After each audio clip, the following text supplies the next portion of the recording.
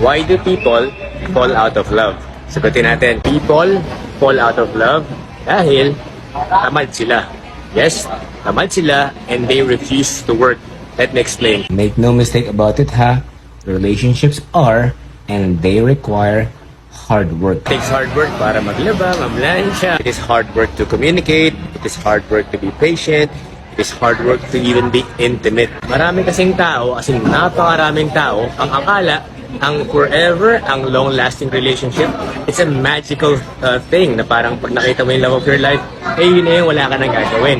Maling-mali. Kung hihila-hilata ka lang, tatamad-tamad ka, huwag ka na magtaka kung mag-fall out of love talaga yung tao sa'yo. Iniwala kayo sa akin, this is hard work. Although talagang walang guarantee sa mundo, ha? If you work hard for your relationship, then minimize mo yung chances na mag-fall out of love kayo. Pero syempre, meron talaga mga tao na talaga at manloloko.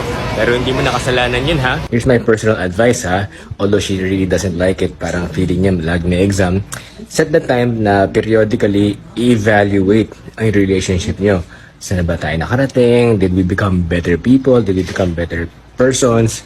Para makita nyo kung nag-work out ba yung relationship nyo. Yeah, if you don't want your partner to fall out of love, even yourself, you need to work hard for your relationship. Right?